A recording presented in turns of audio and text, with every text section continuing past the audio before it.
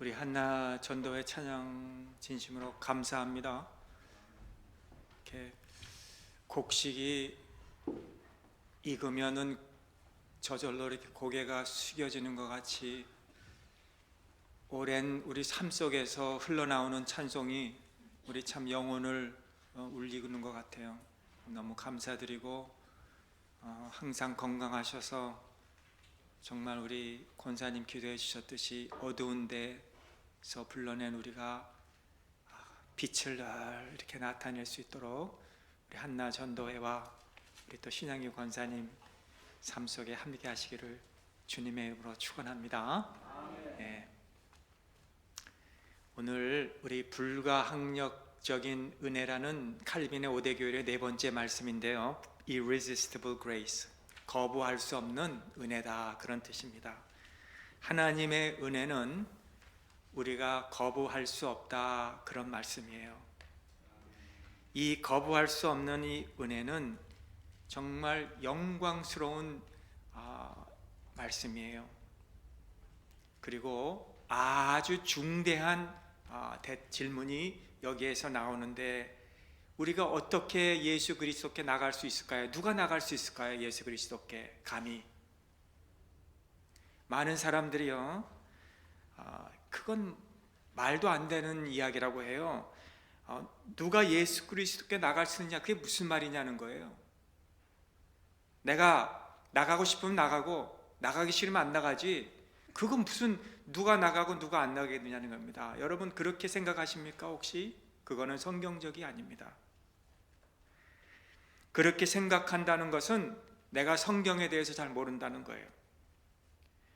이미 우리가 성경에서 통해서 우리가 지금까지 오늘 첫 번째 전적 타락, 우리는 원래부터 타락한 사람이, 우리는 원래부터 하나님 앞에, 주님 앞에, 예수님 앞에 나가기를 원치 않았던 사람이고 나갈 수도 없던 사람이었다는 것을 첫 번째로 말씀을 드렸잖아요.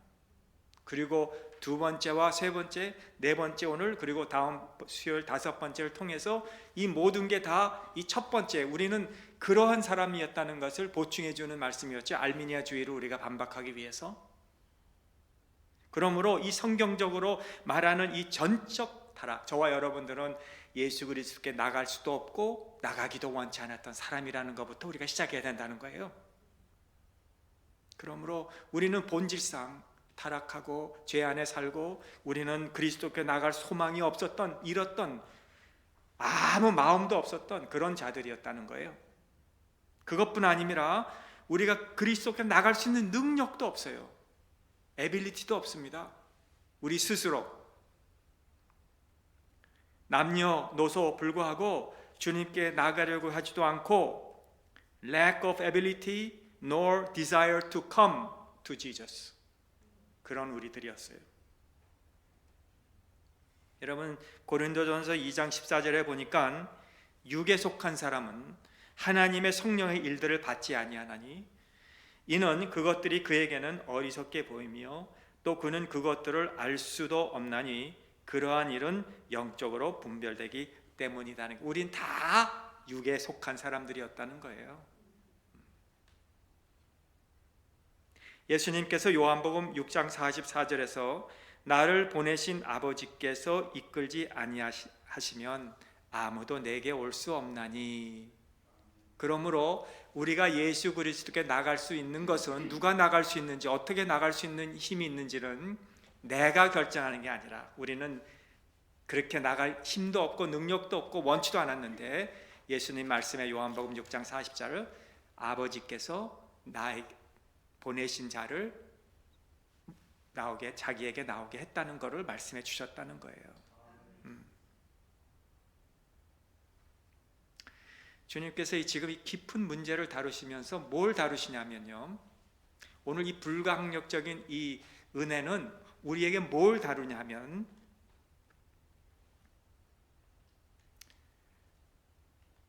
은혜라는 거예요. 하나님이 우리를 불러주신 거는, 하나님 아버지께서 저와 여러분을 택하셨어요. 창세전에. 그리고 예수님께서 그 일을 하시기 위해서 이 세상에 오셨어요. 그리고 모든 곤욕 받으시고 모든 무거운 죄를 짊어주시고 그 무거운 짐을 짊어주시고 십자가에 달리셔서 그 죄값을 다 지불해 주셨어요. 그리고 오늘 성령께서 저와 여러분 마음속에서 이 말씀을 통해서 말씀을 들을 때마다 하나님이 우리를 그렇게 위해서 해주셨다는 것을 감동을 주시는데 그 일을 성삼위 하나님 모두 아버지, 예수님, 성령님이 그렇게 이루어 주셨다는 거예요. 어떤 사람들은 이 불가항력적인 은혜를 잘못 생각하기를 하나님이 그렇게 우리를 은혜를 거부할 수 없게 만들어줘서 강제적으로 우리를 그냥 끌고 오셨기 때문에 우리가 여기까지 그냥 믿게 되었다.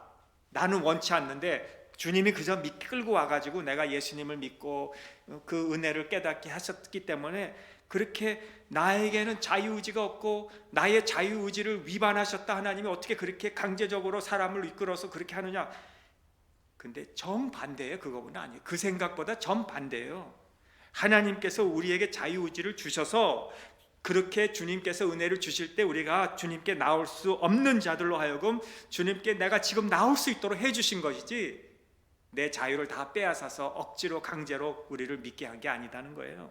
시편 110편 3절에 이런 말씀이 있습니다. 주의 권능의 날에 주의 백성이 거룩한 옷을 입고 즐거이 헌신하니 즐거이 헌신한다 그랬어요. 그러므로 우리가 이 은혜를 얻은 것은 억지로 된 게 아니고 내 자유의지를 다 뺏어서 하나님이 그저 우리를 그렇게 이끌으신 게 아니라 우리에게 자유의지를 주셔서 즐거이 우리 하나님의 그 초청에 우리가 나가게 됐다는 거예요. 만일 우리를 무조건적인 선택에 대해서 더 자세히 알고 싶으시면 나중에 신명기 7장, 마태복음 11장, 요한복음 6장, 19장, 로마서 9장, 에베소 1장 읽어보시면 거기에 자세하게 우리를 어떻게 무조건적으로 선택하셨는 것에 대해서 설명하고 있습니다. 논쟁할 여지가 없어요. 하나님이 우리를 어떻게 선택해 주셨는지를. 어떤 사람은 아니다 이렇게 합니다. 그거는 왜 나를 선택해 주셨습니까? 왜 다른 사람은 선택해 주지 않았습니까? 그건 하나님 너무 부당합니다. It's unfair합니다. 하나님은 왜 나는 어떤 사람을 택하고 어떤 사람을 택하지 않으셨습니까? 라고 부당하다 그렇게 생각하시면 로마서 9장을 읽어보세요. 하나님께서는 긍휼을 베푸시는 자이시고 자비를 베푸시는 자이시지 부당한 자가 아닙니다. 어떤 사람은 하나님은 모든 인류를 위해서 죽으신 것이지 어떻게 어떤 자들, 특별한 자들만 위해서 죽으셨느냐라고 하신다면 이사야 53장을 읽어보세요. 그리고 마태복음 1장, 마태복음 20장, 히브리서 9장, 베드로전서 2장 그것에 보시면 하나님께서 오직 택한 자만 구원하셨다는 말씀이 거기 있어요. 사도행전 13장 48절에 비시디아 안디옥에서 바울 사도가 말씀을 전했더니 누가가 이제 사도행전을 기록하면서 누가가 이렇게 말하기를 이방인들이 듣고 기뻐하여 하나님의 말씀을 찬송하며 영생을 주시기로 작정한 자는 다 믿더라 그렇게 말씀했어요. 지금 비시디아 안디옥에서 이방인들이 말씀을 들었는데 그 이방인들이 이 사도 바울의 말씀을 듣고 누가가 말하기를 다 그 말씀을 듣고 찬송하며 영생을 주신 자는 다 믿었다 그런 말씀을 거기에 기록하고 있어요. 그러므로 작전된 자가 믿은 겁니다. 아무나 다 믿는 게 아닙니다. 알미니아주의 같이 하나님이 다 구원해 주셨는데 우리가 그 구원의 줄을 놓쳤기 때문에 우리가 구원을 잃은 것이지 하나님은 인류를 다 구원해 주신 것가 아니다는 거예요. 하나님이 특정된 자들만 하나님이 구원해 주셨다는 뜻이라는 거예요. 그게 선택의 교리에서 우리가 이미 본 겁니다. 두 번째, irresistible election,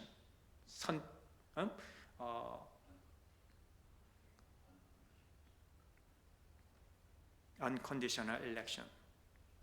그렇죠. 그래서 오늘 본문에 요한복음 10장 27절에 내 양은 내 음성을 들으며 나는 그들을 알며 그들은 나를 따른다 그랬어요. 여기 양은 누굽니까? 내 양이 되기를 원한다고 되는 게 아닙니다. 칼빈이 그랬어요. 우리가 양이 되고 싶어서 양 되는 게 아니에요.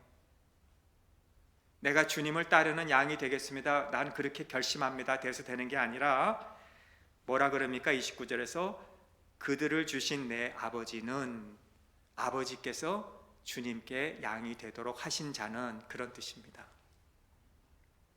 또 26절에서는 믿지 않는 바리새인들에게 너희가 내 양이 아니므로 믿지 아니하는도다, 그렇게 말씀했어요.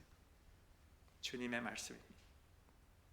또 10장 14절에서 보면 나는 선한 목자라 나는 내 양을 알고 양도 나를 안다, 그렇게 말씀했어요. 그래서 나는 그 양을 위해서 목숨을 버린다, 주님이 그렇게 말씀했습니다. 그러므로 이 불가항력적인 은혜란 무조건 모든 인류에게 주신 게 아니라 택한 사람에게 주신 거예요. 여러분, 우리가 다시 어머니 뱃속에서 태어날 수 있다고 생각하십니까? 우리 못해요. 우리는 다시 태어날 수가 없죠. 자, 그렇다면 우리가 이 세상에 태어날 때 여러분이 뭘 했습니까? 여러분이 어떻게 해서 이 세상에 태어났습니까? 아무것도 우리가 태어나기 위해서 한 것 아무것도 없어요. 안 그렇습니까? 영적으로 우리가 다시 태어나기 위해서는 뭘 할 수 있습니까? 아무것도 없어요. 우리가 하나님이 하신 거예요. 하나님이 하신 거예요. 예수님이 하신 거예요. 성령님이 하신 거예요. 우리가 영적으로 태어난 거예요. 거듭난 거예요. 그건 하나님이 하신 거예요. 우리가 한 거 아무것도 없습니다. 똑같은 진리입니다.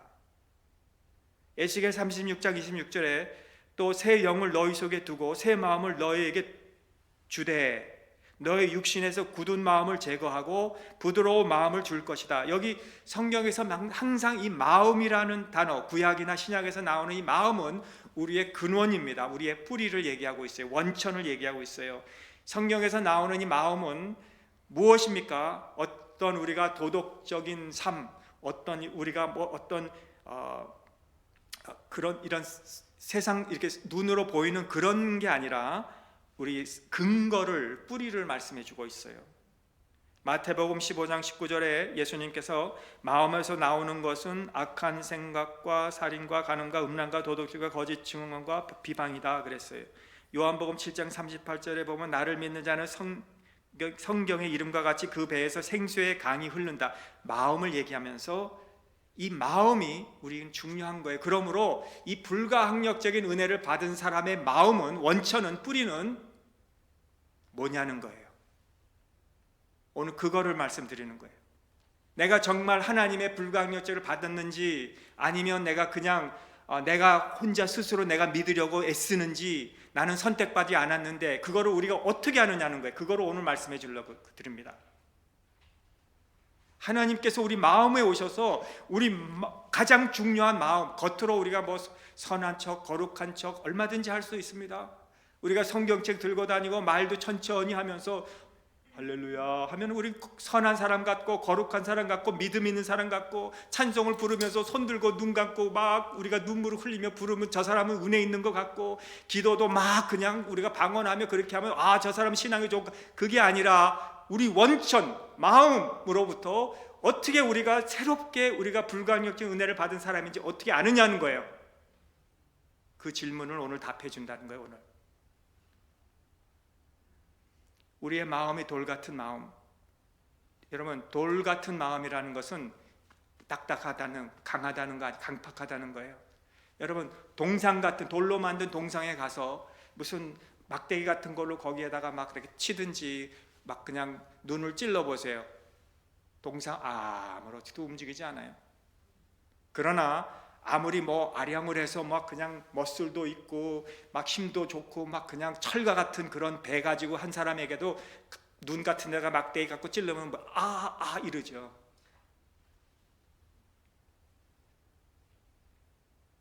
우리 마음이 돌과 같은 마음을 우리를 부드럽게 해주셨습니다. 우리의 마음의 거듭남이란 그건 거예요. 거듭남이란 우리 강팍했던 마음이 막 해도 이게 아무것도 감동 움직이지 않았던 그 마음이 이제는 불가항력적인 은혜를 받은 다음부터는 우리가 이 어두운 가운데서, 소망도 원치도 않은 우리 가운데서 우리를 불러내 주셔서, 베드로 사도의 말씀은 빛 가운데로 우리 들어오게 해주신 그 사람은 그 마음이 부드러운 거예요. 부드러운 거예요. 그것을 우리는 효과적인 부름, 또는 effectual calling 아니면 inward calling, 내적으로 부름받은 또는 효과적인 부르심, 이렇게 뜻해요. 우리의 그 부르심을 받았다는 거예요. 그러나 일반적인 부르심도 있어요. 두 가지 부르심이 있어요. 일반적인 부르심과 효과적인 부르심. 오늘 그거를 말씀드리려고 해요. 이 불가항력적인 은혜란 똑같은 자가 되지 않습니다, 이 말이에요. 옛날에 예수님 당시에 세리나 창기와 같은 사람들이 복음을 들었을 때 뭔가 마음에서 반응이 일어난 거예요. 돌이 아닙니다. 이방인들이 그 복음을 듣고 반응을 했습니다. 예수님이 뭐라고 말씀합니까? 먼저 된 자가 나중되고 나중된 자가 먼저 된다 그랬습니다.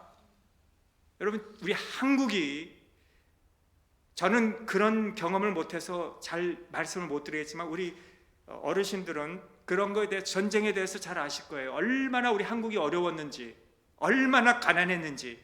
그런데 그 가운데서 복음이 들어왔습니다. 복음이 들어와가지고 그 가운데서도 그 마음에 하나님의 부름을 깨닫고 하나님의 역사에서 우리 한국을 지금 세계적으로 선교의 제2로 되는 나라로 만들어 주셨어요. 경제뿐만 아니라 선교적으로 제2, 세상에서 2위예요. 그런데 제가 아프리카 이번에 갔는데 거의 90%가 막 믿는다고 하지만 뭐 물론 섞여 있지만 앞으로 그 가난한 정말 찌든 그 나라들, 먹지도 못한 나라들이 앞으로 복음이 들어가면요, 그 나라가 세계의 제일 1위가 될 수도 가능성이 있다는 거예요. 반응입니다. 그 사람들은 복음을 전하면요, 받아요. 막 그냥 막 스펀지 같이. 누군가가 우리에게 와서 좀 복음을 전해달라고. 그래서 먼저 된 자가 나중되고 나중된 자가 먼저 되기 때문에 먼저 믿은 우리들이 말입니다. 우리들, 오늘 지금 이 시간에 우리들이,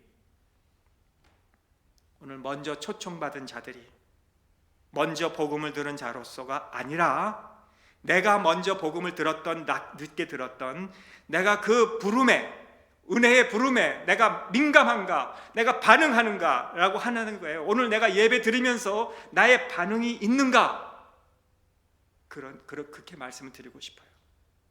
만약에 우리가 반응이 없다면요, 세상 사람들과 다른 게 뭐가 있습니까? 육신의 사람과 뭐가 다른 게 뭐가 있습니까? 내가 하나님의 말씀을 듣는데도 불구하고 돌과 같이 딱딱하고 강박한다면 내가 이 세상 사람들과 뭐가 다르겠습니까? 그러나 그 말씀을 들을 때 뭔가 내가 반응이 일어나고 변화가 일어나는 거예요. 여러분, 오래전에 우리 한국에서 유명한 김연아 선수가 있었습니다. 피겨 스케이팅. 제가 이렇게 말을 잘 못하고 착착 이렇게 알려줘서 고마워요. 근데 그 최우수 점수를 따면서 뭐 그 본드 걸 뭐 같이 해가지고 뭐 우수상을 뭐 했는데, 그 해설하는 사람이 참 감동이 됐는데, 그때 잠깐 볼 때마다 성장한대요. 그 선수가 나올 때마다 성장한다는 거예요. 우리 성도로서 말입니다. 나올 때마다 성장해야 되는 거예요. 우리가 그저 가만히 지금 현지 유지만 하는 게 아닙니다. 현상 유지. 우리가 성장해야 돼요. 믿음이. effectual calling은 바로 그런 거예요. 효과적인 부름은 그런 거예요. 우리가 성장하는 거예요. 일반적인 부르심은 달라요. 일반적인 부르심과 효과적인 부르심이 뭔가? 일반적인 부르심은 차별 없이 부르신 거예요. 모든 사람들에게 다 복음을 듣게 한 거예요. 그리고 복음을 전한 거예요. 그러나 모든 사람들이 다 깨어나게 합니까? 그 복음을 듣고 막 그냥 그렇구나, 믿어야 되겠구나 그럽니까? 안 그래요. 오늘 임금이 잔치에 초청을 했을 때 다 잔치에, 이 혼인잔치에 참여하세요 했을 때 어떤 사람은 나는 지금 사업을 해서 못 갑니다. 나는 지금 밭으로 가서 못 갑니다. 아예 그냥 처음부터 자기 생각만 해요. 그게 일반적인 부르심을 했는데 안 가요. 과거의 성품이 아직도 있어요. 하나님의 창조가 내 삶에서 느껴지지 않아요. 예배 가운데서 효력이 발휘하는 것을 여러분이 봐야 되는데, 이 사람들은 잔치에 참여한 사람이에요. 그래도 온 사람이에요. 교회에 온 사람이에요. 그 안 온 사람보다 훨씬 낫잖아요. 그래도 교회 왔으니까, 믿는 무리 가운데 앉았으니까 이거는 잔치에 참여한 사람이에요. 그런데 잔치에 참여했는데 우리 마음에서 효과적인 부르심의 그 은혜가 나타나는 거예요. 하나님이 태초에 우주를 창조하실 때요, 찬양으로 창조하셨습니까? 하나님이 우주를 창조하실 때 기도하면서 창조하셨습니까? 말씀으로 창조하셨잖아요. 그러므로 빛이 있으라 했을 때 빛이 있었어요. 내 속에 하나님의 선한 마음을 품으라, 하나님이 말씀을 하실 때 그 마음이 우리 안에 막 그냥 품어지는 거예요. 그게 효과적인 부르심이라는 거예요. 이전에 없었던 거, 이전에 내가 스스로 할 수 없는 거, 이전에 나는 원치도 않았던 것을 하나님의 말씀, 이 창조적인 말씀, 변화시키는 말씀을 내 마음속에 들을 때 내 안에서 그렇게 해야 되겠다, 변화가 생긴다 이거예요. 아멘. 근데 그게 있습니까? 제가 뉴욕에 살 때, 어릴 때 티네이저 때였죠. 그때 교회에서, 퀸스 장로교회에서 이 중고등부 수련회 3박 4일 어디죠, 뉴욕에서 저 어디 필라델피아 어디 쪽 아니나 저 포코노 어디 쪽에다 그 대학 캠퍼스를 빌려가지고 그 지역에 있는 모든 교회들을 다 학생들을 불러가지고 유명한 그때의 김상복 목사님이신가요? 한국의 할렐루야 목사님이셨, 그때 좀 훨씬 젊으셨는데 영어도 잘하시고 찬송도 잘 부르셨는데 그때 오셨어요, 강사로. 거기 와서 막 그냥 영어로 막 설교하는데 제가 알아듣기 더 힘들었어요. 너무 영어를 잘하셔가지고 그때 막 찬송도 부르면서 돌아가면서 돌림 찬송해가지고 여기서 저기 부르면 그 다음에 부르고 그 다음에 부르고 이렇게 해서 막 파트를 부르는데 얼마나 막 그냥 학생들 우리 모두가 은혜를 받는지 몰라요. 딱 한 번 거기서 은혜 받고 인생이 송두리째 바뀐 사람들이 많아요. 그때 이 복음이 효과적으로 부르심에 한 번 우리가 은혜 들어오면 딱 단 한 번에 우리 생애가 확 바뀌어버리는 거예요. 그래서 교회에서 재정을 해서 다 학생들을 그렇게 수련회를 보내는 거예요. 학생들 비용 많이 안 들고. 그래서 자꾸 수련회 보내는 거예요. 그래서 선교지 보내는 거예요. 어떤 사람은요, 일반적인 부르심은 칼빈주의에서는 아무것에게나 복음을 전해서는 안 된다고 생각을 한다고 해서 그거를 우리는 하이퍼 칼빈이즘이라고 하기도 합니다. 그런데 하이퍼 칼빈이즘이 아닙니다. 우리 칼빈주의는 우리는 전도도 하고 선교도 하지 꼭 택한 사람만 하기 때문에 우리는 아무것도 안 해도 된다 그러지 않아요. 왜요? 우리는 사도 바울이 항상 말씀했죠. 때를 얻든지 못 얻든지 항상 복음 전하라 그랬잖아요. 누가 우리는 효과적으로 그 은혜를 받은 사람인지, 누가 일반적인 은혜 받은 사람인지 우리는 겉을 봐서 몰라요. 이 사람이 하나님이 택한 사람이고 구원한 사람이다. 이 사람은 하나님이 택한 사람이 아니다. 왜? 보니까 좀 험하게 생겼거든요. 그런데 오히려 그 험한 사람이 택함 받은 사람이 될 수 있고, 오히려 더 말도 잘 의젓하게 하고 막 그냥 교육도 많이 받고 좋은 무슨 배경에 살아난 사람이 그냥 일반적인 부름 받을 사람도 있다 이거예요. 그러니까 칼빈주의는 그런 어떤 하이퍼 칼빈이즘, 하나님이 택한 사람은 택한 사람이 아니면 아니다, 그게 아니라 우리는 항상 때를 얻든지 못 얻든지 전도도 하고 선교도 하는 거예요. 강팍한 사람이 오히려 더 효과적인 부르심을 받아서 그 사람이 변해가지고 더 큰일 날 수 있는 거예요. 선한 사람 같은데, 예배는 드리는 것 같은데 가만히 예배의 태도를 보면요 벌써 딴 생각하고 있어요. 찬양을 부르는데 감동도 없이 불러요. 벌써 이렇게 보면 알잖아요. 그거는 일반 부르심입니다. 그래서 오늘 우리의 기도가, 하나님 우리 마음에 정한 마음을 창조해 주세요. 내가 예배 한 번 드려도 정말 하나님의 효과적인 부름에 내가 응답하고, 얼마나 많이 우리가 예배를 드리면서 똑같은 죄를 또 짓고 똑같은 사람을 미워하고, 얼마나 많은 때 우리가 예배드리고 나가서 무슨 설교했는지. 그래서 요즘은요 설교가 말입니다 다 쪼크로 해서 쪼크.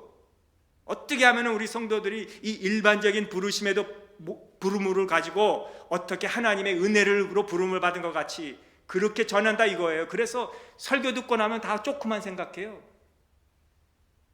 그런 것만 노리는 설교가 있단 말이에요.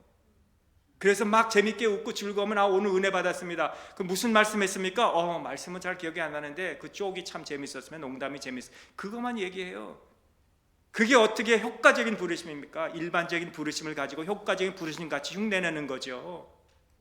그러므로 효과적인 부르심은 오늘도 정한 마음을 주셔서 내가 하나님 앞에 딱 이 단 한 번만 예배 드리는데도 불구하고 나를 변화시켜서 내가 죄를 좋아했던 거 이제 끊게 하시고 변화되게 하시고 내가 남을 미워했던 것도 이제는 미워하지 않게 하시고 용서할 사람 용서하게 하시고 해서 변화받는 게 그게 효과적인 부르심이라는 거예요.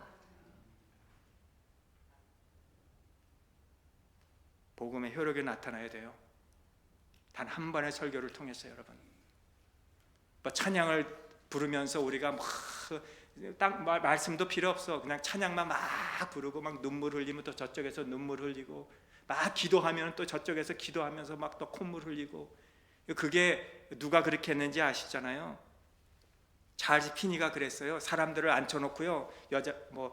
내가 설교할 때 거기서 막 우세요. 거짓으로 울게 하니까 그 옆에 있는 사람들도 함께 덩달아 울고 막 그랬다는 거 아닙니까? 그게 어떻게 효과적인 부르심입니까? 성도 여러분, 성령의 역사는 눈물이 아닙니다. 성령의 역사는 변화입니다. 창조입니다. 새 마음의 창조입니다. 성령의 역사는 주님을 닮게 하는 겁니다. 그것이 은혜의 역사입니다. 성령의 역사입니다. 그것이 불가항력적의 은혜입니다. 오늘 그것을 사모하셔야 됩니다. 울고 감동을 받고 은혜 받았다는데 예배 끝나면 다 잊어버리고 똑같아요. 매주마다 똑같아요. 그게 무슨 불가항력적인 은혜겠습니까? 한 주일 지나도 변화가 없어요. 설교 듣는 거 변화로 듣습니까? 그냥 천국 가려고 듣는 거죠. 그렇지 않아요. 설교 듣고 변화된다는 것을 믿으시기 바랍니다. 한 번 설교 들으면 우리를 평생 송두리째 변화시켜 주는 겁니다. 어떤 설교를 여러분이 듣든지 손해보는 설교 듣지 마세요. 강팍된 마음으로 예배에 참여하지 마세요. 오늘도 부드러운 마음을 주시고 하나님의 말씀이 오늘 나에게 주시는 말씀으로 듣고 이 말씀 한편으로 내 일생이 변화되게 하옵소서 기도하면서 참여하세요. 그게 효과적인 부르심입니다. 이거는 내가 하는 게 아니에요. 하나님이 하시는 겁니다. 하나님만이 하실 수 있는 겁니다. 이거는 금방 사라지는 거 아닙니다. 지속적입니다. 오늘도 지금도 되고 계속 되는 거예요. 하나님이 하시는 거예요. 자, 그러면 어떻게 불가항력적인 부름을 내가 받았는지 압니까? 자, 12절에 아까 마태복음 22장 12절에 보면 이르되 친구여 어찌하여 예복을 입지 않고 여기 들어왔느냐 하니 그가 아무 말도 못하거늘 임금이 사원들에게 말하되 그 손발을 묶어 바깥 어두운 데에 내던지라 거기서 슬피 울며 이를 갈게 되리라 하리라. 청함을 받은 자는 많되 택함을 입은 자는 적으니라. 이 말씀 우리가 읽었는데요, 한 사람이 문제가 돼요. 지금 혼인잔치에 예복을 입지 않고 왔다 그래요. 잔치에 참여했어요. 근데 어느 분은 말할 수 있습니다. 그 사람은 예복을 입지 못한 건 너무 바빠서 그랬나 봅니다. 일하다가 급히 오느라고. 그래도 급히라도 예복도 입지 않았지만 참석한 거는 좋은 거 아닙니까? 아니면 그 사람 너무 가난해서 예복을 살 돈이 없어서 그렇게 못 입고 왔나 봅니다. 그러나 이 고대 근동 지방에서 임금이 왕이 잔치 혼인잔치 자기 아들의 혼인잔치에 초청할 때는 왕이 온 사람들에게 다 예복을 미리 입고 해서 준비해 놨다가 입고 들어오게 합니다. 그리고 들어올 때 하나씩 나눠주는 거, 우리가 찜질방 갈 때 다 거기에 있는 옷을 입고 가는 것 같이 말입니다. 그런데 줬는데 이 사람은 안 입었어요. 나는 입기 싫습니다. 아니 입어야지 들어갑니다. 임금님의 잔치입니다. 나 싫다니까요. 자꾸 입으라고 하지 마세요. 난 내일 이렇게 들어가겠습니다. 그랬던 거예요. 의도적으로 입지 않았습니다. 그리고 들어갔어요. 이런 행위는 우리가 어떤 행위인지 알죠? 왕의 혼인잔치입니다. 왕의 아들의 혼인잔치입니다. 근데 별 의미가 그에게는 없는 겁니다. 우리가 이 세상의 결혼식도 보면요, 그냥 평범에는 그냥 잠바도 입고 그냥 뭐 그냥 구두도 뭐 그냥 다 웩스도 없는 구두도 그냥 편안한 구두 신고 다니다가 아니 교회에서 무슨 결혼식 했다고 그냥 광내고 오는 사람들 많잖아요. 거의 세상 결혼식에 또 우리가 광내고 양복 입고 착 오는데 아니 임금님의 이 잔치에 그렇게 예복도 입지 않고 의도적으로 참여했다는 것 한번 생각해 보십시오.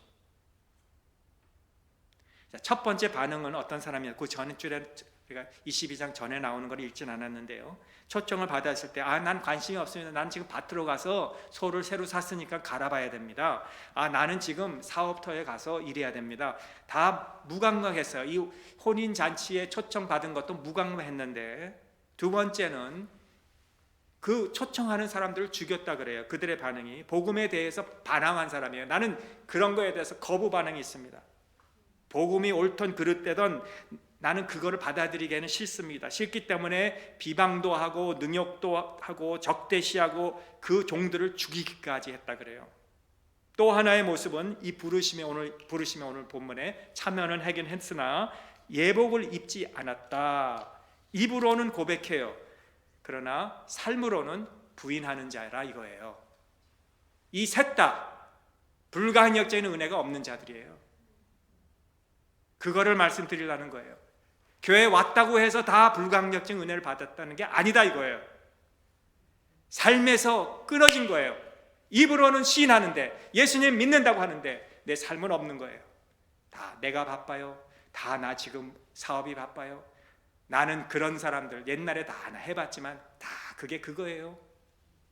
비방이나 해요. 욕이나 해요. 교회를 정말 우습게 여기고요. 그러나 오늘날 복음을 듣는 우리 교회는 효력의 반응이 있는 거예요. 여러분 말씀에 듣는 자리에 선택돼서 앉은 것도 큰 복이긴 사실이 복이에요. 그렇잖아요? 안 들을 수도 있고 안 올 수도 있고 난 바쁘다고 지금 집에서 누워서 TV 볼 수도 있고 그러나 지금 이 자리에 나온 것도 참 큰 복 중에 복이에요. 우리는 복이 세상 사람들처럼 안 하잖아요. 그러니까 교회 핍박하는 사람처럼 안 하잖아요. 그러나 예복을 입지 않은 거예요. 교회는 왔는데 잔치에 예복을 입지 않은 거예요. 이 예복이 뭔지 아십니까? 거룩입니다. 거룩. 불강력적인 은혜란 하나님이 우리를 부르실 때 예복을 입으라 이 말은 우리를 거룩하게 하시기 위해서 부르신 겁니다. 우리를 즐거워하라고 교회에 모여서 뭐 먹고 마시고 해피하게 하라고 교회를 부른 게 아니라 이 교회로 우리가 거룩하게 하라고 부르신 거예요. 예복을 입으라 그러신 거예요. 그게 거룩입니다. 하나님이 우리를 부르실 때 데살로니가전서 4장 3절에 하나님의 뜻은 이것이니 너희의 거룩이니 그렇게 말씀했습니다. 우리를 부르신 것 하나님이 불가항력적인 은혜로 효과적인 부르심으로 우리를 이 교회로 하나님이 불러주신 것은 그저 잔치에 혼인잔치에 참여해서 즐겁게 먹고 마시고 해피하라 축하하고 그냥 기쁘게 있다가 가라가 아니라 거룩하게 예복을 입게 하기 위해서 거룩하게 하기 위해서 삭개오가 그랬습니다. 삭개오야 내려오라 오늘 내가 네 집에 유하여야 하리라. 주님이 그 뽕나무에 올라간 삭개오를 부르셨을 때 삭개오가 이전에 행하던 일 청산을 다 합니다. 내가 잘못한 건 4배나 갚겠습니다. 내가 지금 뭐 세리장으로 일은 하지만 옛날 그 모습이 아니에요. 삭개오가 변했어요. 효과적인 부르심이에요. 불가항력적인 은혜입니다. 그게 똑같은 세리입니다. 그러나 인생이 달라요. 거룩을 위해서 살았어요. 세상과 구분이 되었어요. 저 삭개오는 옛날에는 저랬는데 이제는 세상 사람들과 같지 않다. 여러분 한나전도에 오늘 찬양을 불렀을 때 다른 전도회 한번 보셨어요? 우리 다른 전도회도 저렇게 우리 한나전도회처럼 저렇게 수요일마다 한 달에 한 번씩 찬양하는데 우리 전도회는 뭘 하느냐? 효과적인 부르심은 여러분 사마리아 여인 아시잖아요. 사마리아 우물가에 이 사람은 주님을 만나고 나서 내가 메시아를 만났다고 동네에 뛰들어가서 메시아를 만났다고 증거했어요. 과거에는 남자밖에 몰랐던 여인이었고요. 사람들의 그 비방 소리가 싫어서 대낮에 뜨거운 대낮에 물길로 나갔던 여자. 예수님을 만나고 그의 인생이 변하고 메시아를 만난 후에는 그가 변해서 동네로 뛰어들어가서 와보세요. 내 만난 예수님, 난 물동이 같은 거 이제 필요 없으니 내 만난 예수님을 만나세요. 얼마나 아름다운 변화입니까? 여러분, 이런 변화가 우리에게 있습니까? 아니면 옛날엔 다 그랬는데 지금은 아니야. 지금은 그렇게 하려고 하는 사람도 보면은 말려. 하지 마. 적당히 해. 그러십니까?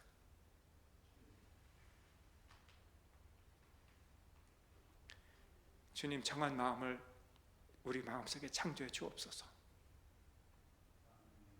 하나님의 말씀을 들을 때마다 나를 송두리째 변화시켜 주옵소서. 이 기도가 우리의 기도가 되시기를 주님의 이름으로 기도합니다. 하나님 아버지, 감사합니다. 세상 사람들처럼 바빠서 내 할 일이 좋아서 나는 그저 이렇게 사는 것이 유스돼서 오늘 무슨 예배나 오늘 주님의 무슨 이런 귀한 시간에 우리는 안 나가도 됩니다가 아니고, 나는 또 교회 나가는 자체를 비방하고 교회 다니는 사람들을 우습게 여긴 그런 사람도 아니고, 우리는 지금 이렇게 교회 안에까지 들어와서 우리가 예배를 드리고 있지만 주님, 우리가 예복을 입고 왔습니까? 임금의 혼인잔치에 우리는 주님의 양이라고 하는데 임금의 혼인잔치에 나는 이 거룩이라는 옷을 입고 있습니까? 그리고 그 말씀이 오늘 나를 들을 때마다 나의 마음을 변화시키고 나의 삶을 변화시키고 있습니까?